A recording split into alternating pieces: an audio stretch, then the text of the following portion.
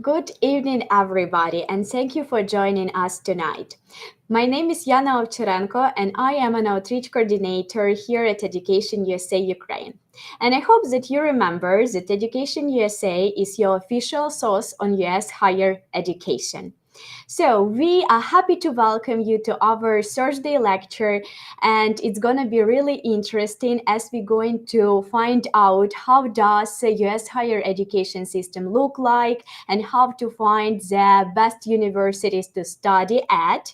And to explore these questions, we are joined by a fantastic speaker, Megan.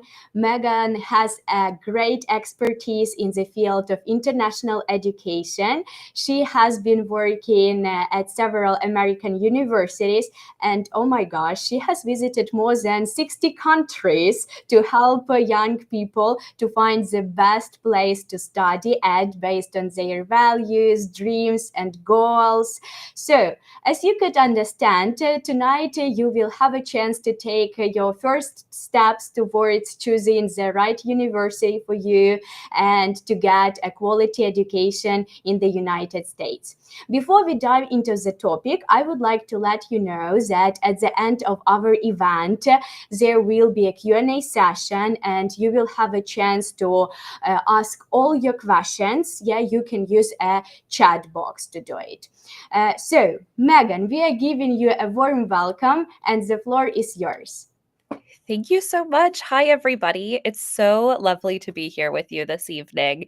My name is Megan, and I have worked in international admissions for almost 14 years in the US. And now, after leaving the universities, I now run my own company where I get to do a lot of workshops and talks like this, working with students like you who are thinking about studying in the US and kind of helping to demystify the process. Because as you guys are probably starting to learn, this is a very confusing application process. It's confusing to try to sort through universities. So today I'm hoping to go through some of that information with you, as well as share some fun facts and tips to really help you on this search. So, with that, I would love to start chatting through my presentation with you. So, one of the things that you probably already know is that there are over 4,000 universities in the US. And there's so many different types of universities. So, trying to understand where am I applying? What should I be looking for? Where do I even begin? So you'll see here that there's actually three types of universities that you can start with. There's the vocational technical institutes. These are not very common for international students to start at. But the junior and community colleges and then the undergraduate colleges, those are the two main areas that you should look at. Both of them will help you lead to that bachelor's degree. The biggest difference is that you can start at a community college or junior college and complete your first 1 or 2 years, and then you would transfer to a 4 year university to complete the last 2 years for your bachelor's degree. There are pros and cons to starting with each. If you start at a junior college or community college, it could cost less money and save you money in the long run. It's also great if you're looking to explore different degree types, different programs. Maybe you're looking for a little bit more support in that transition. Those could be an excellent place to start. But you could also apply directly into those 4 year programs. And this is what a majority of students do. And this is where you'll find both colleges, universities, private universities, public universities. And at the end, they will all lead you to that bachelor's degree. And then from there, you could, of course, go on to your master's degree, your doctoral degree. Maybe you're thinking about medicine, physiology, occupational therapy, dentistry, law. Those are all considered professional schools. So those will all be things that you would actually do after your bachelor's degree, which is very different than what you would see in Europe, where you traditionally would just go apply directly for medicine. In the US, you would actually do your bachelor's degree first and then go to medical school after that. So this is just a nice little picture to kind of show you all of those different pathways, where you might begin, and what you should be thinking about in the long run. So today I'm really focusing on those undergraduate programs and applying for that bachelor's degree. So this process, the you're going to come across a few different types of applications. One is the Common App, and this is the most common way to apply, hence the name Common App, for universities. It's one application that you complete. You can send it to up to 20 universities in America. It is just kind of nice to have everything in one place. About 900 universities total use the Common App, so it's nice that there's good variety there. The Coalition app is another application. It's similar to the Common App, but only a few universities use the Coalition app. Then you might also see university specific applications where a university may only host the application on its own website and platform. And then, of course, there's the state system application. So, for example, if you're looking to apply to California or Texas, they have their own applications. This is one of the things that you have to kind of start researching in advance to figure out how do you need to apply, which accounts do you need to create, how many passwords do you need to remember, and then also taking a look at the application fees. This is one of the things that can be very sneaky for students and families when you're going through this process, because some universities will charge a lot of fees just to apply.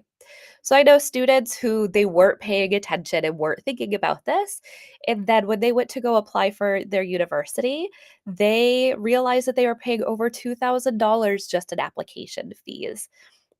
So this is one place already where if you're doing your research and really thinking about where you're applying and how you're applying, you could be very smart about these application fees in looking at universities that either have no application fees or low application fees.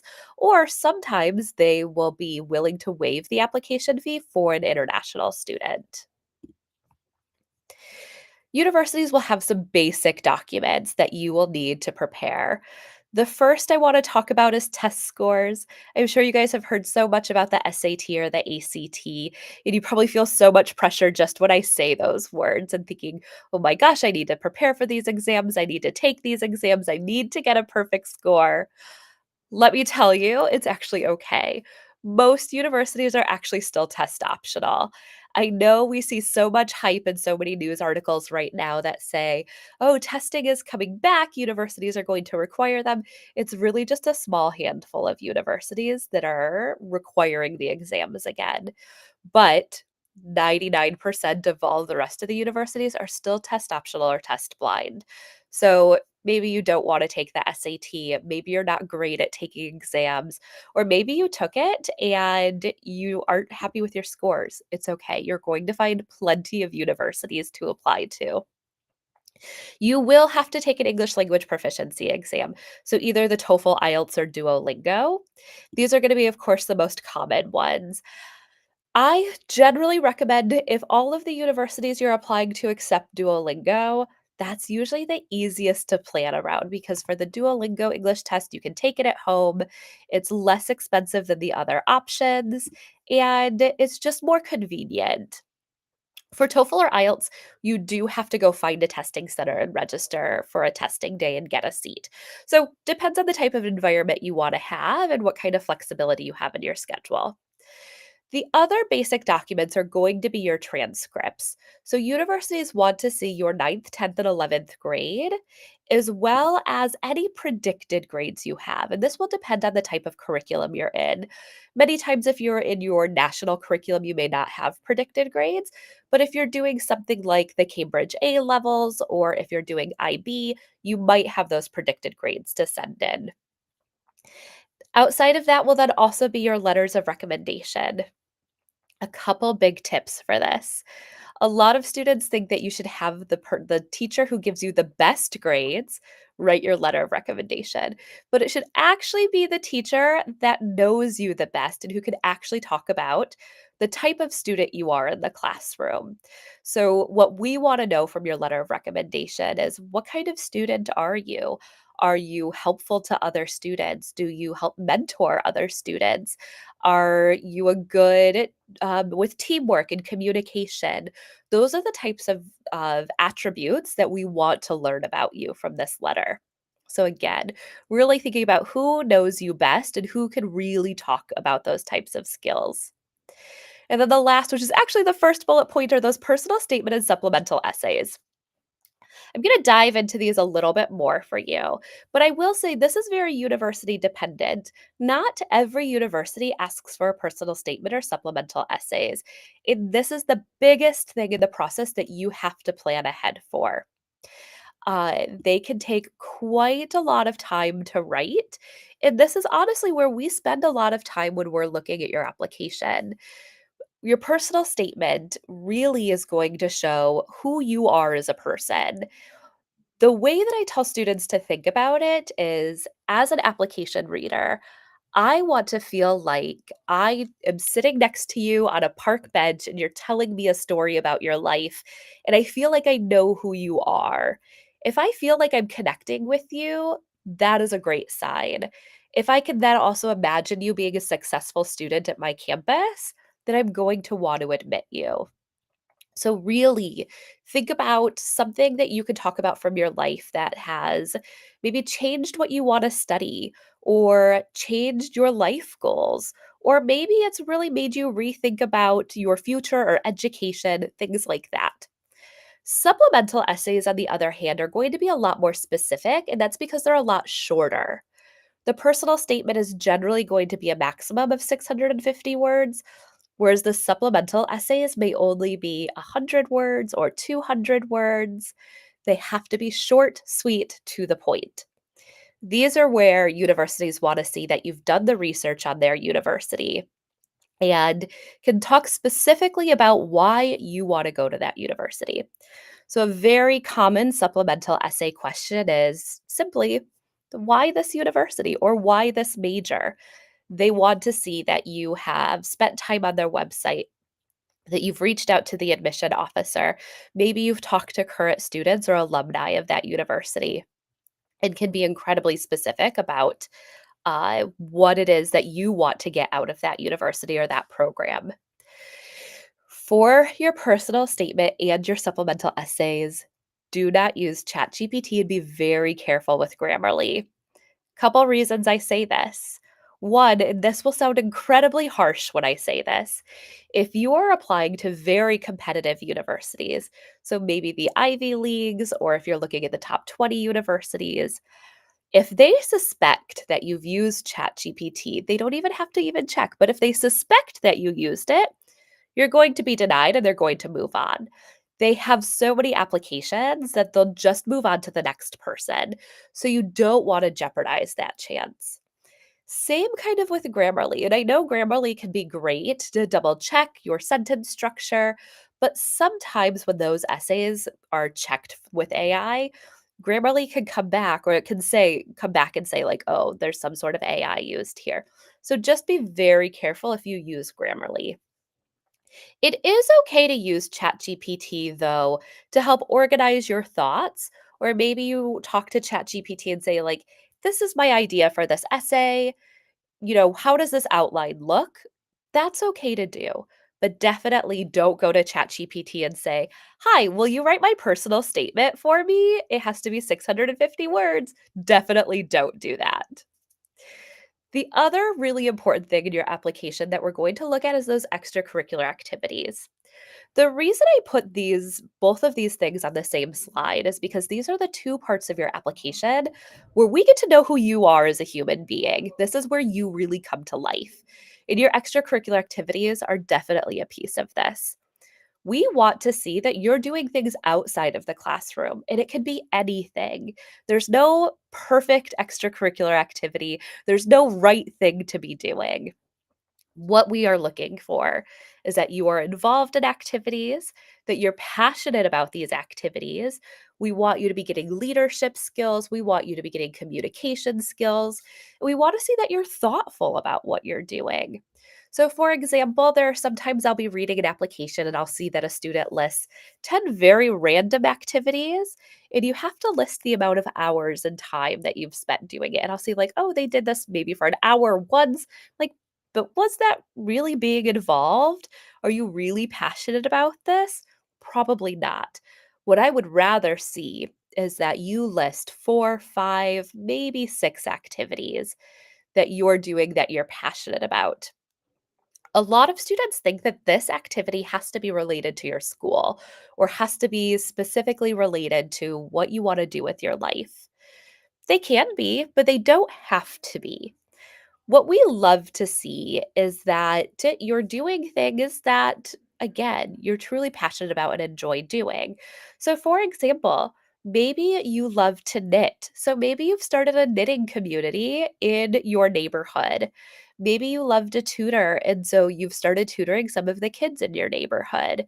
Maybe you love to cook, so maybe you've started taking cooking classes or even watching YouTube cooking videos where you've learned to cook a whole new cuisine or something like that. Those types of things are okay. Another thing that I love to see on the activities list is if you have any sort of student job. So, say, for example, you have a part time job where you're working just a couple hours a week. We love to see this because working shows that you have a lot of time management skills. You have a lot of respect for what you're doing. You're showing initiative. So, those are the skills we're really, really looking for. When you're actually writing your activity list, you get a little box where you get to describe your activity, but you only get 150 characters. It's very, very short and sweet. What we want to see in that is not that you describe what that activity is. So, let's say you started that knitting club. You don't need to tell me what knitting is, but tell me the things that you specifically did.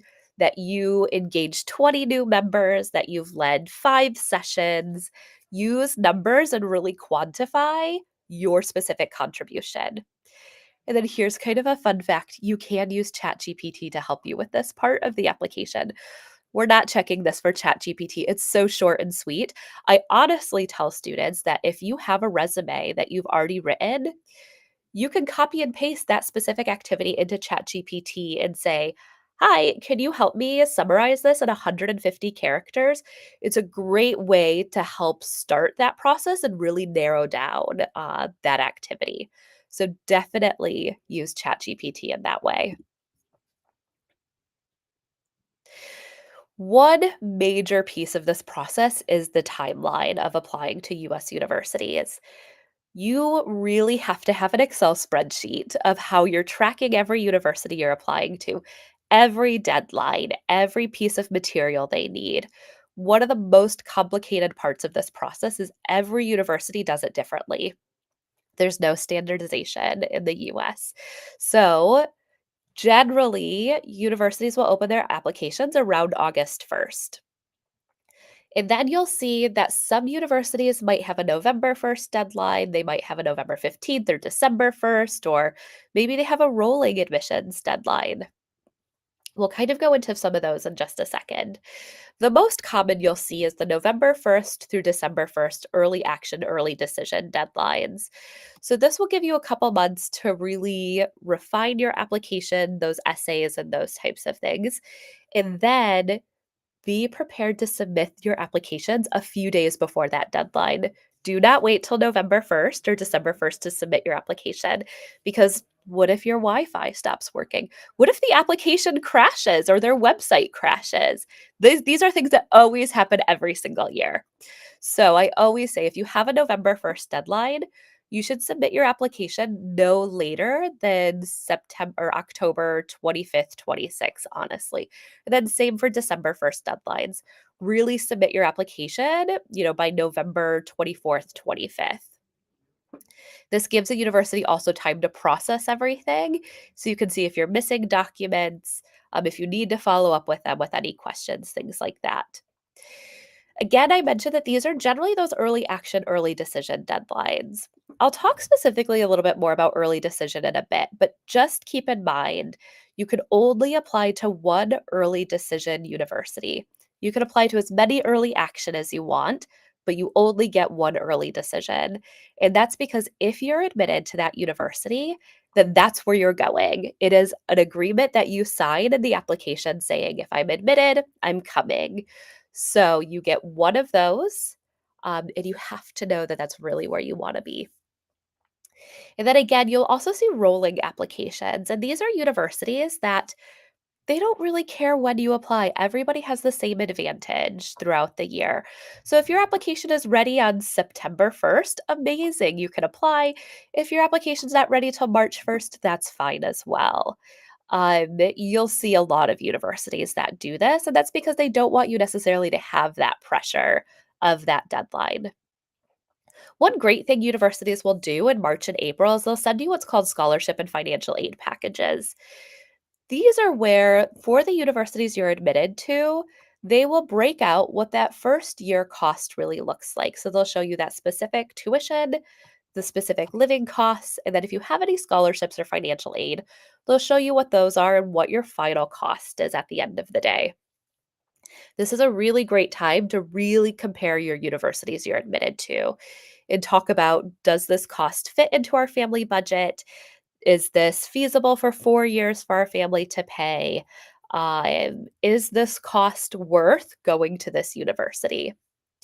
And then you have to make your decision by May 1st. This is the National Decision Day in America.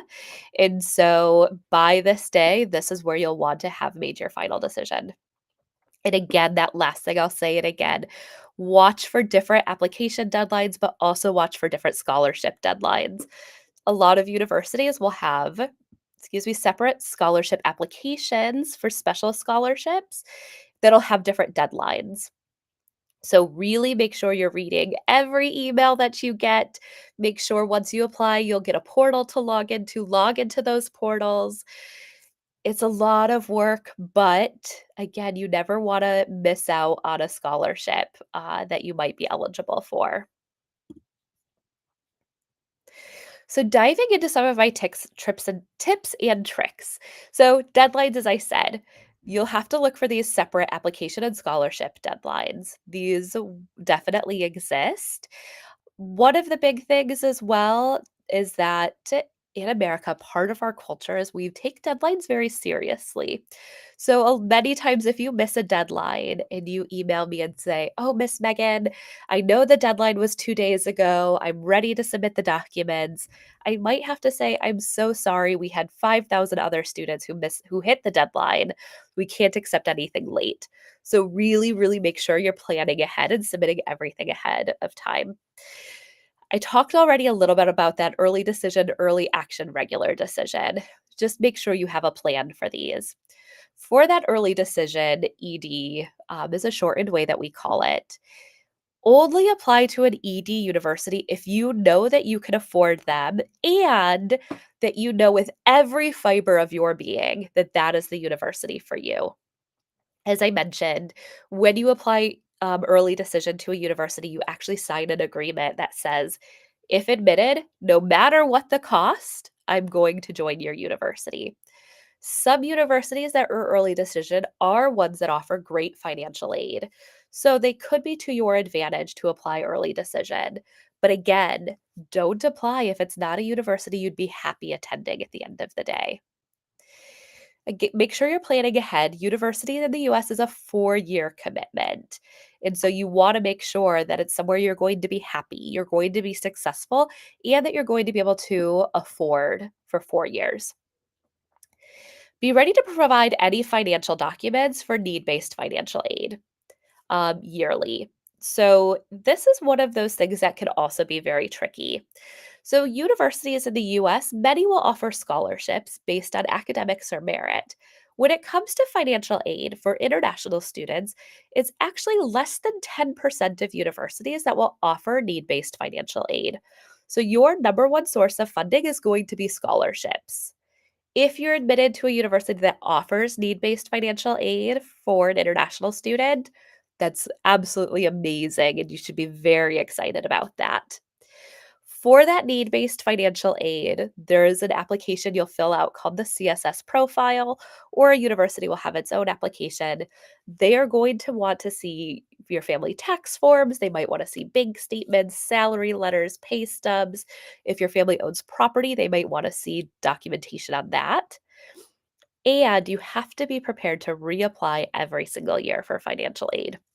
So again, it's a lot of work. There's not a lot of universities that offer it, but if you're admitted to one, just know that this is a yearly process for you. I said this again, but I can never say this enough. Make sure you start a spreadsheet now to start looking at universities. What I always say to do is start by actually making a list of what are the 5 most important things you want in an application. And then from there, make a list of all of the universities you want to start researching. Research those universities, see if they have those 5 things that you're looking for. But then as you're looking at those universities, you'll see a lot of times, especially if you're Googling certain universities or Googling certain attributes, you're going to see other universities pop up. If you don't know the name of that university, that's okay. Do the research. It could be a best fit for you. It is absolutely impossible to know all 4,000 universities in the US. I've been doing this a long time, but I can probably only name maybe 200 or 250. And I know we can all name the same top 10, top 20 universities in America, the Ivy Leagues, some of the top ranked schools, but you have to be creative in this process and really think outside of that box. You might be thinking, yes, I absolutely want to study at an Ivy League school, but maybe that university doesn't even have the program you want to study. Not every university has every single major. Some universities only have 40 different majors or programs, while some universities have 250 or 300 different majors or programs. So, really think about things that are important to you and start building that spreadsheet. As you narrow down that list, then you start adding all of the different application deadlines, scholarship deadlines. What do they need for that application? And really keep that spreadsheet up to date and use it to guide you through this process. One of the other big tips for this, make admission officers your best friend in this process. If you find maybe 3 universities or 5 universities that you are so excited about, reach out to them. Send them an email, see if they'll meet you on Zoom, and chat with you more about the university. Make sure when they send you emails that you're opening those emails and reading them. And if they have, webinars, sign up and attend those webinars. You might also be surprised a lot of universities that are traveling, they might be near you, and maybe you could go meet them in person. These are important for 2 reasons. One, some universities track demonstrated interest, and that's an important part of the application and admission process. But also, some universities may also have special scholarships that they say, like, oh, who are students who have been very active in this process that I want to help support? And that could be you if you're making the admission officer your best friend. We are not scary people. We want to help support you through this process. So never hesitate to reach out. I started talking about this already, but I really want to dive into this a little bit more about being creative in your college search. I know it's very easy to get sucked into a lot of the ranking lists and saying, oh, I only want to go to a top 20. I only want to go to a top 50. They're great universities. But a lot of times those universities don't offer a lot of scholarships or may not offer financial aid, or their admission rate is only 2 or 3%. So we really have to think creative now in this process. The one ranking list that I actually really like is called the Best Buy ranking list. These are universities that often have a great return on investment for you in terms of how much you pay and the time you're putting in, and then with students who are getting great jobs afterwards.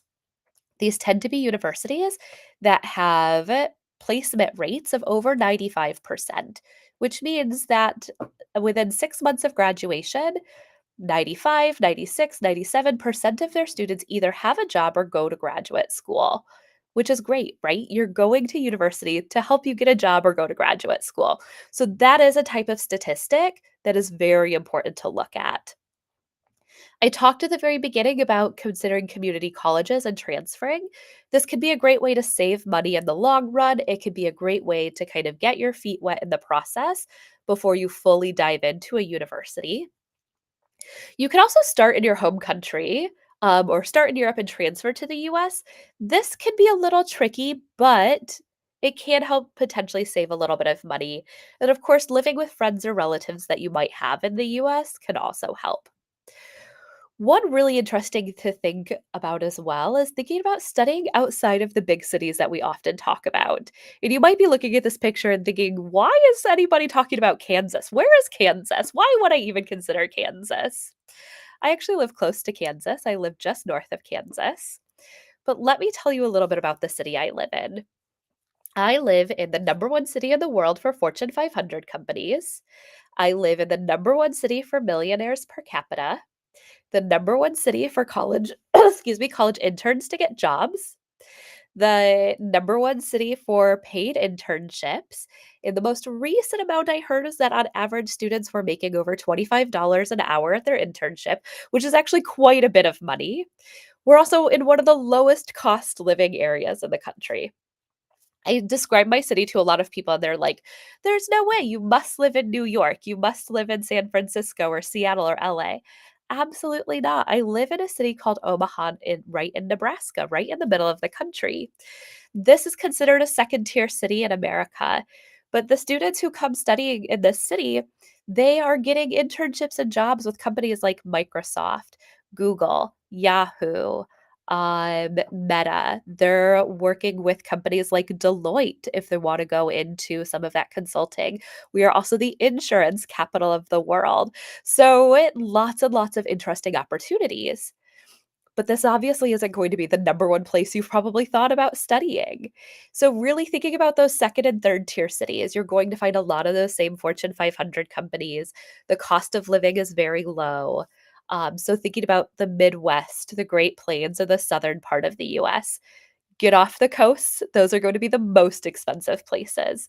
So, really considering some of these other parts of the country. So with that, we have time for Q&A. I just threw so much information at you, so you must have questions. Again, going back to what I said about admissions officers, make me your best friend in this process. Ask me questions. This is what we're here for. We'd be happy to help answer anything you want to know.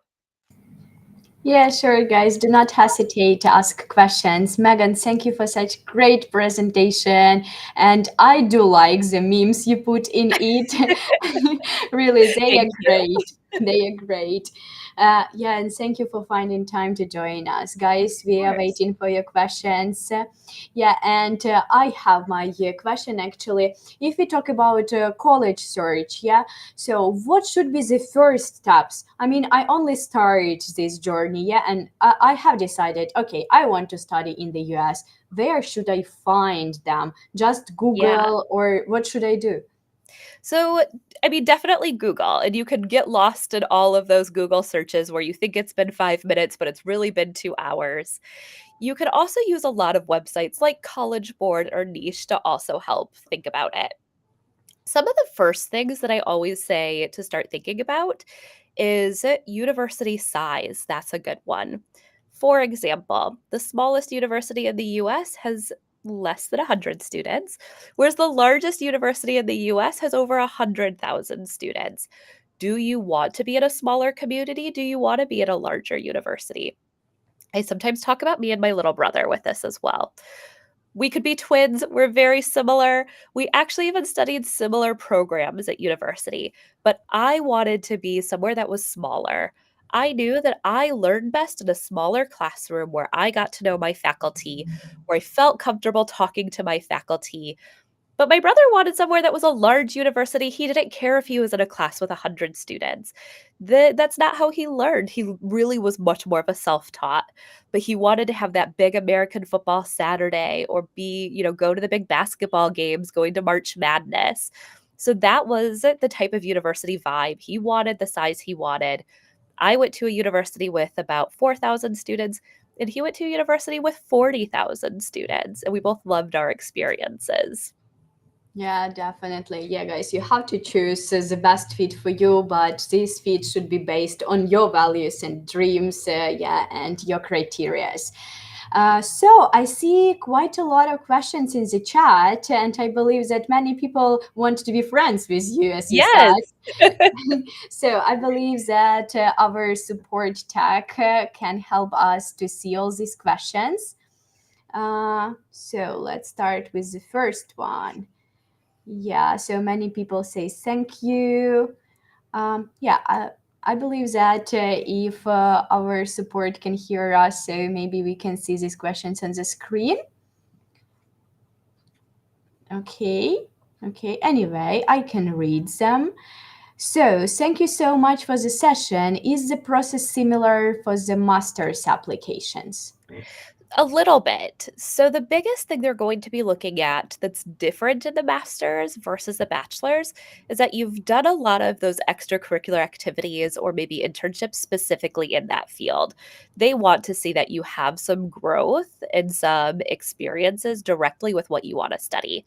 So, maybe if you're thinking about an MBA, they'll want to see that you've done an internship in the type of business you want to work in, or if you want to go into a research program, that during your undergraduate studies that you were able to do research in biotechnology or chemistry or whatever field you're going into.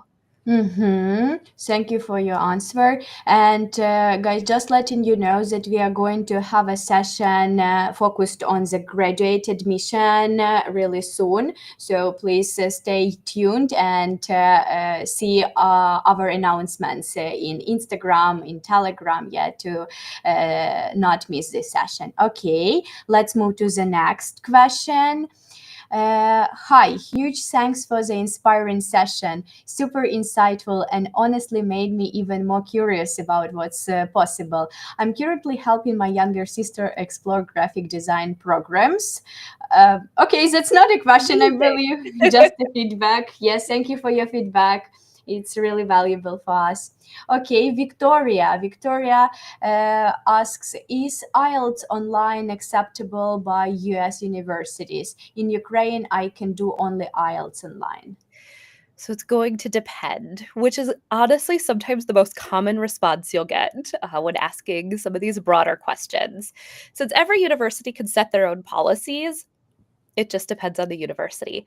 I will say that from what I've seen, I think more universities in the US accept Duolingo versus the IELTS online. But I do believe on the IELTS website, you can see which universities will accept the online version of their exam. Okay, thank you. Next one from Valentin. Is it okay for me to get the letter of recommendation from ninth grade? I have a really passionate teacher from there that could describe me in the best way. I would say absolutely, especially if you're applying to universities and they're asking for 2 letters of recommendation. Definitely have this be one of the letters, and then have that second letter be from a more recent teacher that you have. But I think that's a great way to think about it, about somebody who can really describe you. Yeah, sure. As Megan already mentioned, you have to choose people who can definitely describe you in the best way. And if it is a teacher from ninth grade, why not? Okay, next question. I believe, okay, it's feedback and question maybe. I do have a couple of follow-up questions, mostly about scholarships and resources hubs that could support my sister, as a prospective student. Would love to get your input. When it comes for searching for scholarships, the number one source for scholarships will be the university directly. So it really goes back to making that admission officer your best friend. These are great questions to once you narrow down your list of universities. So maybe you've come up with 20 universities that you're really excited about, but you're not sure if the financials will work out. This is where it's great to reach out to them and say, hi, this is what my grades are. These are the kind of activities I'm working on. What kind of scholarships do you offer? International students or students in Europe? Do you have anything special for students from Ukraine? Always ask these questions. The worst they're going to say is no, but the best they can say is absolutely, we have these scholarships. They're also going to be the best source for updated information because I know, again, you could always Google, scholarships for international students, and you'll get so many different websites. A lot of times that's not updated information. So one place you could definitely look is there. Another piece of data that you could use in this process is called the Common Data Set. And this is where many universities, but not all, will report to the government what their average scholarship was if they offer scholarships or financial aid for international students. They'll break out some of those pieces of data that could be a great place to kind of search as well and start narrowing down or building your list. But then again, once you start narrowing it down to a certain point, then that's exactly where I would reach out to universities. Yeah, I totally agree with Megan. Being proactive is a great strategy, and you don't have to be alone in this journey. Yeah, you Yeah. can ask for help, and as you see, admission officers are not scary people. Okay, next question is from Arina. Hi, what to do if you were accepted to an early decision university but were not given a scholarship and you have no way to pay? So this is exactly the type of university that you should reach out to in advance before you complete your application. You don't want to apply early decision to a university if you don't think in the end you're going to financially be able to afford it. So you want to know very well in advance. So reach out to the admission officer. They may have a tool on their website as well where you can put in your GPA, any test scores you have, and usually your family financial information. And they'll tell you if they think that you'll get some scholarships or financial aid. And that can sometimes be a good indicator. But again, this is where you have to be very careful and make this decision wisely as you're applying for early decision. If it just so happens that you do apply early decision to a university and they actually don't give you any scholarships or financial aid, or they just don't give you enough that your family can afford, there's two things you can do. The first step is always reach out to the university, to their financial aid office, and see if there's anything they can do to help you get closer to what you can afford. And then the second thing, this is the only way to get out of that contract, is if at the end of the day you truly cannot afford it. That is the only reason that you are allowed to break the contract. But I would say do that research, plan ahead, and really, really think about it in the process. Okay, thank you. Great advice. I see the next question again is about financial aid, but I believe that Megan has already answered it. Here is another question. Hi, are there any ways to get application fee waivers for graduate Hmm. programs? Thank you. I believe that we can also talk about undergraduate programs because Yeah. it's very relevant for our viewers. Well, it's kind of the same answer really for applying for an undergraduate degree or a graduate degree. When it comes to those fee waivers, you just have to reach out to the university and again, make that admission officer your best friend and see if there's anything they can do. Sometimes it's a yes, sometimes it's a no. It never hurts to ask. Um, but sometimes they will ask, how do you plan to pay for the program if you can't afford the application fee? So be prepared if they ask you that, or to even provide that information to say, I have the funding for the program, but right now, in looking at applying to several universities, because this can be an expensive process, I'm just wondering if there's a fee waiver. I would write an email like that versus just straight out asking for a fee waiver. Yeah, great advice. Thank you. And I see that we have a question in our Instagram as well. So thank you everyone for being so active tonight. Yeah, and the question in the Instagram sounds like that. How useful is research for admission and where I can find assistance? Great question. So, if you're applying for a bachelor's degree in the US, we don't necessarily expect to see you doing research in high school. When would you even have the time to do that? There are students who will pay for independent research organizations where like you get the mentorship of a faculty member and you can research on any topic and write a research paper.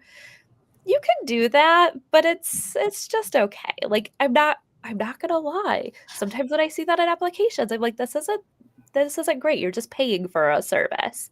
I would say if you really want to get involved in research and that's your long-term goal, just doing things like job shadowing is more than enough to say, maybe you want to go into pharmaceutical sciences. Maybe you want to be that person who works in the lab to create the next cancer drug or to cure a disease. That's amazing. You could do a lot of job shadowing either at hospitals or in labs. You could also do some virtual things as well. And I know a lot of students will say, oh, but I don't have a lab near me. It's okay. What you could do as well is do what's called informational interviews with people who work in the field. You use your networks in this. So talk to your parents, talk to your teachers, talk to Education USA and see who do they know in the field.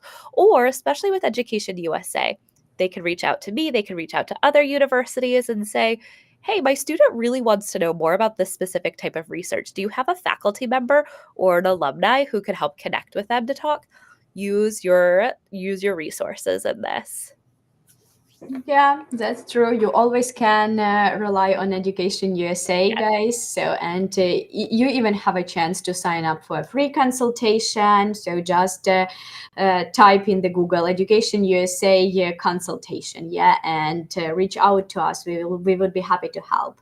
Okay, so guys, we still have some time for your questions. Please drop them in the chat boxes. I monitor Instagram, Facebook, so please write them whenever it is comfortable for you. I see that many people text us, thank you very much for the information. So yeah. Okay, and I have one more question. You mentioned community colleges and transfer, Yes. and I'm curious to know, how does a transfer system look like? So, Yeah, this is a great question. So, when you go to a community college, a lot of times you're going to take a lot of general classes. And then when you go to apply to the four-year university, they will try to transfer in as many of those classes as they can as part of your program.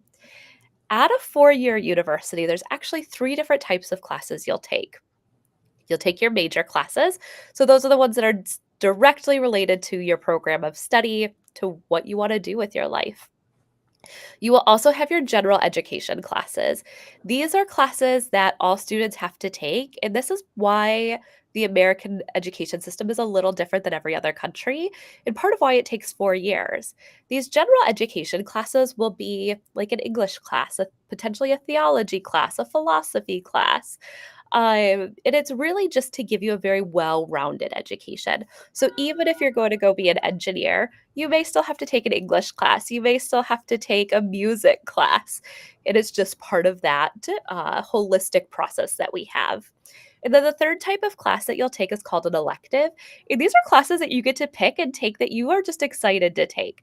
So maybe you're going to be an engineer, but you also want to learn Spanish. You could use your electives to take a few language classes or take a few classes maybe in music. Maybe you want to learn to play an instrument. So those community college classes generally will come in as those general core classes. Some may come in as your major or program classes, but usually they'll come in as those general or elective classes. The best thing you could do for yourself if you started a community college is start immediately to identify the four-year universities you might want to transfer to, and then reach out to them. They have transfer advisors who can help you decide what classes you might want to take at the community college to make sure that they transfer into the four-year university. Don't be surprised, though, if you do 2 years at a community college and then you transfer to a four-year university and they actually say that it might take 2.5 years to graduate. It's not always an even 2 plus 2. And that's usually because a university might have some very specific courses that all students have to take before they graduate. And so sometimes it may take, those 2 years in a summer. Sometimes it may be that 1 semester or 2 semesters you take an extra class to get caught up. So just know it's not always a perfect even 2 plus 2. Yes, thank you for the answer, because I know that many students get confused when it comes to transfer. Yeah, so I believe that now it's clearer. Okay, I see more questions in our chat. Andrew asks, thank you for the useful information. Any tips on the motivation letter? So the biggest thing for that personal statement is going to be authentic. Be who you are. Don't try to be, what you think the ideal student is that university wants. That's not what they want to see. They want to know you. So if you're funny, be funny. If you're not funny, don't be funny. But really show us your personality and something really interesting about yourself. Yeah, just be yourself. Yes, that's a good advice. Okay, next question is from Victoria. Actually, I see a lot of my students, and guys, I'm very proud of you. So I'm really proud that you are now with us and asking these questions. Victoria, what types of universities mostly give financial aid? Thank you. First, it'll be private universities. So the public or state universities in the US, they are very much funded by their state government. And so they have a lot of limitations about what they can give in terms of financial aid, and it's usually restricted to only US citizens. So if you're looking for financial aid, it's going to generally be private universities. And from there, it's kind of difficult to say beyond that because you'll just see all different types of universities. So you'll see some of like the Ivy Leagues will give some financial aid to some of the small liberal arts colleges that are smaller and may only have 1 or 2 thousand students, to mid-sized universities. For example, one that comes to mind is Stevens Institute of Technology. I know they give some scholarships and a little bit of financial aid. And so it's one of those things where you do have to spend the time researching on each university website to really understand what's available to an international student. And again, don't hesitate to reach out to that university. There's also 2 different types of financial aid that you'll see. For example, there's ones that will say that they'll meet the full cost of up to what your family can afford. So maybe your family can only afford $10,000 per year for university. They will give you a combination of scholarships and financial aid up to that $10,000. I will say those are going to be the most competitive universities, of course, to get into. But then going back to the example I just gave, Stevens Institute of Technology, they will give that scholarship and then they'll give some financial aid. They don't meet your full need of what you might need, but they will do what they can to help bring down that cost a little bit based on your family finances. So some will meet that full need, some will just try to get you as close as they can, but won't make that guarantee. Mm-hmm. I believe that we got it. Thank you. Next question is from Diana. Thank you. Information that you provided is brilliant. I agree. I have a question. If I apply for early decision and don't get accepted, can I still apply to other universities through early action or regular decision? Absolutely. So you can only apply to one ED university at a time, but at the same time, you could apply to 5, early action and a couple regular decision universities. And maybe they all have November 1st deadlines, and that's okay. You can do all of those applications. I honestly tell students don't apply to more than 10 or 12 universities, total. Because again, because it becomes a lot of application fees, it just becomes a lot to manage in terms of all of those essays, all of those additional deadlines. So, if you're thinking about applying to 10 universities, you pick your one that you want to apply to ED. And then for the other 9, it could be a mix of those early action and regular decision. Mm-hmm. Okay, thank you for the answer. Next question is from user with nickname Tessa. Hi, is it realistic to apply for a graduate program that's different from my undergraduate major if I already have experience in the new field? Thanks. Yes, absolutely. So we see this a lot really with some engineering and technical students who maybe you did your bachelor's degree in engineering or computer science, but now you want to go get your master's degree in business or business analytics. This is normal and we see these things all of the time. Or it could be the opposite. I'm also seeing a lot of students who studied business or graphic design or journalism, things like that on the undergraduate level. And now they want to come get some of those tech and analytic skills because we all know that's where a lot of jobs are right now are in tech. And that is perfectly fine. What they'll want to see in your statement of purpose for those applications is what is your motivation of doing it? And you could be very clear cut to say, I've worked in, this field for a while. I know I need these skills in order to advance my career. And this program's going to give me those skills.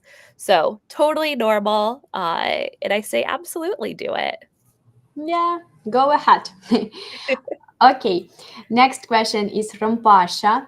Hi, and thanks for the session. I have a 4-year Ukrainian diploma in engineering mechanics plus 6 years work experience. If self-calculated GPA is low, do schools value motivation more? So they'll value your work experience a lot, especially with that many years. If you only had 1 or 2 years of work experience, my recommendation to you would say get a few more years. Because once you start getting more than 4 or 5 years, that's where they really rely a lot on your work experience. They want to see that you've progressed in your field, learned new skills or leadership, things like that. They don't necessarily focus quite as much on your grades. So I would say you're on the right track with 6 years of work experience. Okay. Oh, so many questions tonight. I hope that you, Megan, is not tired. No, I love it. Nice. Okay. So next question is from, so I just got lost. Sorry. Okay, from Victoria. Should I quit my second year bachelor degree in Ukrainian university by the time I will apply to US universities? So you don't have to quit, but just know that if you've completed like 2.5 years of a Ukrainian university, it doesn't necessarily mean that you'll finish a US bachelor's degree in 2 years. It'll probably take 3 years or 2.5 years, depending on the university and what they transfer in. One of the things that you will have to do, and you could be very proactive about, is that a university in the US is going to want to see a transfer equivalency statement, which means working with a company like WES or ECE, or there's several other ones where you will actually send in your transcripts and they will go through all of your classes you've taken in Ukraine and basically translate them into what it would look like in the US. So that way, when you apply to a US university, you would send that document in with your transcripts. So the US university would say, like, oh, we understand that what this class means, how many credits it is, what grade you got, and how this would fit into our university. Okay. Arena sent us a question in 2 messages. I'm going to combine them. So I know that there are universities that give 100% grant to admitted students, provided that their family income is less than a certain limit. For example, Yale is one of such universities. Where can I find a list of such colleges? Yeah, so that's a great example of what I was talking about with some of these universities that will meet full financial need, but also being some of the most competitive universities in the US. Yes, Yale is one of those. And of course, as you probably know, Yale also only has a 2 to 3% admission rate. And for similar universities, it's going to be this very, very similar, that is going to be incredibly competitive for a lot of those universities. Which doesn't, I'm not saying don't apply. I'm saying be strategic. Absolutely, if you want to apply to Yale, you should go for it. But also be creative in looking for other universities that may have amazing scholarship opportunities that can maybe pay for up to your full tuition, or maybe even a little bit more than that, or give a combination of that scholarship and a little bit of financial aid that also can truly bring down the cost a lot for you. Yeah, and it's always great to have so-called safe options in your list. Okay, next one. Andrew, could you please explain the credit system of the universities? How many Ooh. credits do you have to earn during a semester, Yes. etc.? So this is a little bit of a tough thing because, again, every university does it a little bit differently. But I would say kind of a general thought process is that a normal college class is usually 3 credits. And then sometimes a language, because you go an extra day a week, is going to be 4 credits. And then typically in a semester, you're going to take 12 to 18 credits to be a full-time student. So we're talking about usually 3 to 4 classes, maybe 5 classes, depending on how many credits that class is. So typically, you're going to aim for that 12 to 18 credits. Yeah, thank you. It's kind of really different in each university, and you have to Yeah. track it. Okay, and I believe that the last question is this one. Going to the World Bank for summer internship and already have 3 other relevant internships, but my grades are average. What chances would you give on applying to a tier 1 or 2 universities for, I'm not sure how to pronounce it, MC? Oh, for a Master's of Science. Okay, Yes. thank you. First of all, congrats on getting an internship with the World Bank. That is amazing, and I am a little jealous of that. That sounds so cool. And the fact that you have other relevant internships is amazing. So you definitely have a chance of applying for tier 1 and tier 2 universities for master's programs. Absolutely. They weigh your experiences just about the same kind of weightage as they're going to give your GPA. So if your GPA is what you think is just okay, uh, which is actually probably much better than you think it is, they're also going to just as equally look at these types of experiences. I will also say one of the things that I often find is when I get questions like this, when students say, oh, my GPA, my grades were just average. Your grades are probably, once they're translated into the US GPA, much higher than you think that they are, because classes outside of the US tend to be more difficult than classes in the US. So don't stress too much about that. Really lean into those experiences. Yeah, nice. Nice. I hope that now our students are not so worried about their application. So, yeah, I believe that we have answered all questions. Thank you, everyone, for being so active tonight. We really appreciate it, and we really like talking with you. So, be active every Thursday lecture. Yeah, please do. And thank you, Megan. Thank you for such a meaningful conversation and presentation. I'm totally sure that it was really helpful for our students and for me, and I truly enjoyed our session. Thank you. Thank you all so much. It was so nice to be here with you this evening. Thank you. So have a great rest of your day. Thank Yeah, you. and let's be in touch. Absolutely. Okay.